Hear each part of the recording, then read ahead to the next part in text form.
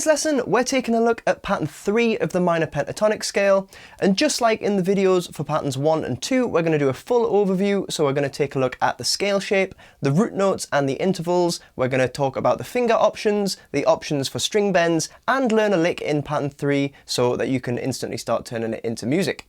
This is part of my minor pentatonic lesson series, which you can find a link for in the description. I covered a bunch of the theory and terminology surrounding this scale in the first lesson, so check that out if you haven't already, as well as the lessons for patterns 1 and 2.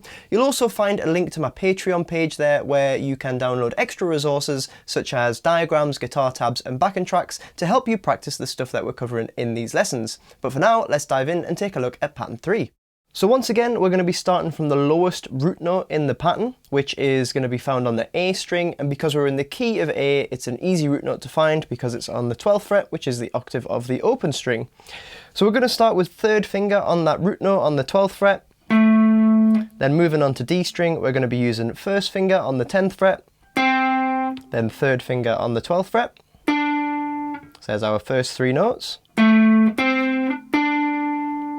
From here, we're going to shift the first finger back to the 9th fret. This is on G string, but third finger is going to make that stretch and stay on the 12th fret. So G string, we've got 9th fret and then a 3 fret gap up to 12th. Now we're going to take that pairing, the first finger and third finger with the 3 fret gap, and we're going to move it onto the B string, but we're going to shift it up a fret. A little bit like what we did in pattern 2, where we shifted up a fret when we moved onto the B string with the same fingers.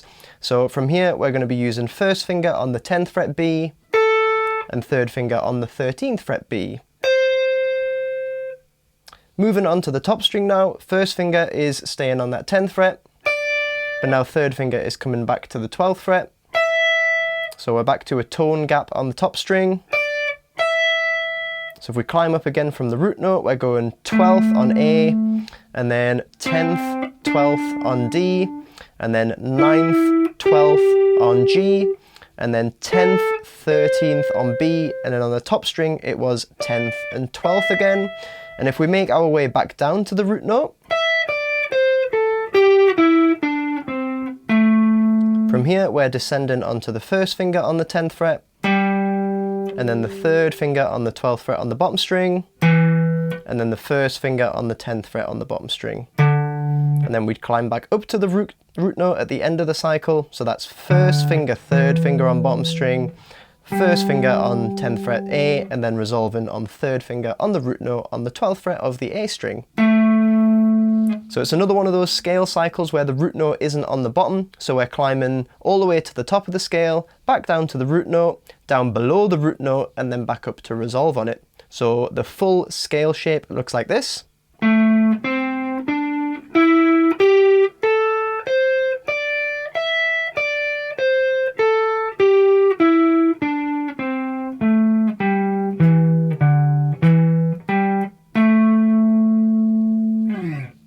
So the bottom half of this scale shape really is the easy part because we've just got a tone step on the bottom three strings, 10th and 12th fret with the first and third fingers. So there's lots of scope for kind of quick and easy licks in that section of the scale. The top part of the scale is a little bit more awkward. We've got the first finger reaching back. We've got the little position change between G and B strings. So a little bit tricky at the top of the scale, got to get familiar with it and memorize it, but there's still plenty that you can do with it. So taking a look at the root notes now, and we've already seen the lowest root note in this pattern, which in this key, the key of A, would be the 12th fret played with the third finger. Obviously quite an easy root note if you're familiar with your A string roots from things like power chords and bar chords. Do check out my notes on the neck lesson if that's an area that you feel like you want to improve. But that's the lowest root note. The highest root note is actually up here, played with the first finger on the B string. So it's the lower note in pitch in this pattern on the B string. That would be the octave up of the note A. And it's actually the exact same root note as the higher root note in pattern 2. So if I just play pattern 2 for you. In pattern 2 we end up playing that note with the third finger, but in pattern 3 we play the same note with the first finger. So you could use that one as a reference point and a good way to learn to link patterns 2 and 3 together.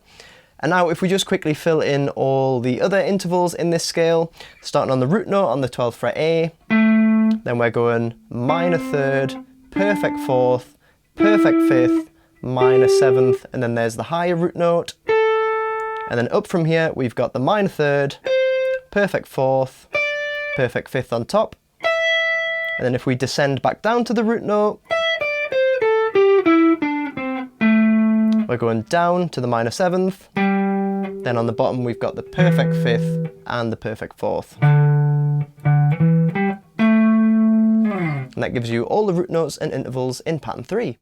In terms of finger options, the bottom half of the scale is fairly simple. You're probably just going to be sticking with fingers 1 and 3 on those tone steps. That's fairly convenient. The decisions come about when you get to the G string really. So we're going to be jumping the first finger back, and then we can either keep the angle in the hand in the sort of blues style and get the third finger to do that 3rd fret gap to play the 12th fret. Or we can straighten the hand into more of the classical style and use the little finger for that 3 fret gap in a 1 finger per fret style. And then they can both move up onto B string as well. Or with the 3rd finger. Now you might find that in keys where pattern 3 is located higher up the neck, like this example in A, you're more likely to use the 1st and 3rd finger because the frets are a little bit thinner. Whereas if you're using it down the bottom of the neck, say for example, if you're playing pattern 3 in the key of E, the fret spacing is a lot wider, so you might find that little finger plays in a little bit more to help reach those stretches. And just another quick point on this note, which is the 12th fret on the G string. Sometimes you might also find that you're using 2nd finger on this note if a lick calls for it. For example, if I want to quickly go from 12th fret G up to 13th fret B, it can be quite handy to use 2nd finger on G string and then 3rd finger on B string. So if I've got a lick that uses that, that's a lot more convenient than trying to jump the 3rd finger up to the B string, but you might also find, if you like using the little finger, that you go 3rd finger, little finger, then the root note. Just depends on your style of playing. And likewise on the top string, you might use 1st and 3rd finger, or 1st and 2nd finger with that stretch. Particularly if you know that you're going to be using 3rd finger on the 13th fret on the B. That might persuade you to use the 2nd finger on the top string because it kind of lines the fingers up a little bit better for that 3rd finger hitting the 13th fret. So that kind of works the same way with the high E string and the G string. You might find that you're using 2nd or 3rd finger, just dependent on what kind of licks you're playing. Taking a look at the string bend options for this pattern now, and the absolute key bend is going to be bending the higher note on the B string upper tone with the 3rd finger. So in this key, the key of A, we're going to be bending the 13th fret B, up to the 15th, the sound of the 15th, so... And that's quite an easy one to throw into licks. Quite commonly used in this pattern. Another option that we've got is to bend the 12th fret upper tone on the G string. And that one actually bends up to a root note, so we can use that to resolve licks. And then the other option that we've got is bending the note on the 12th fret on the top string in this key up to the sound of the 15th fret, so a tone and a half bend. We're actually bending up the 5th to a minor 7th here, so it feels like quite a big push. But you can create some pretty cool licks with it.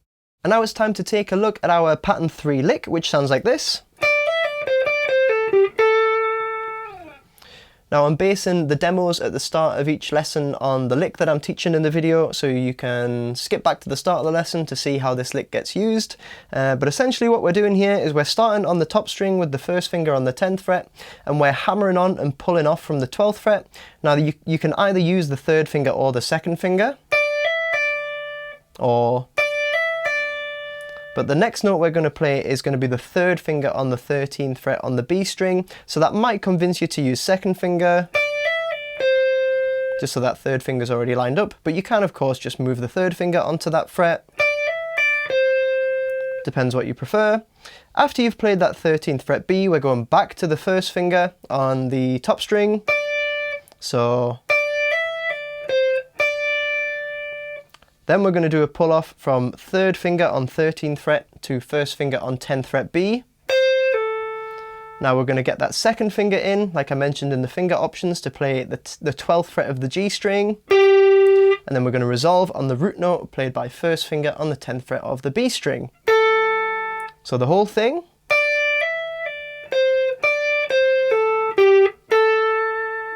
And a little bit quicker. Now rhythmically, we're using semiquavers here, so these kind of licks are pretty good for making it sound like you're playing fast, even at reduced tempos, as you're squeezing quite a lot of notes into each bar. And just like the pattern 2 lick, it sounds pretty good to start this one on either beats 1 or 3 of the bar, but of course, feel free to experiment. If we start on beat 1, we'd have 1 E and a 2 E and a 3, 4. And if we start on beat 3, we'd have 1, 2, 3 E and a 4 E and a 1, 2. So it works pretty good starting on either of those beats. And you can also take the lick pattern and move it around the scale, which is what I did in the demo. So we're starting on the top string here. But I could also start on the B string and just follow the scale. Start on the G string.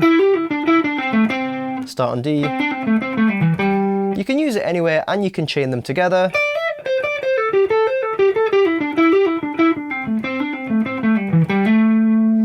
To get more extended licks.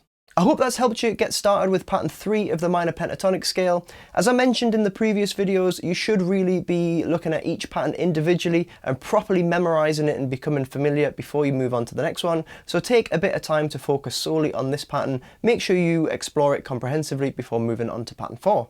Remember, you can access the full minor pentatonic series via the link in the description, and there's also a link there for my Patreon page where you can download those extra resources as well. Be sure to subscribe for more lessons, and I'd really appreciate you giving the video a like if you found it helpful, and I'll see you in the next one.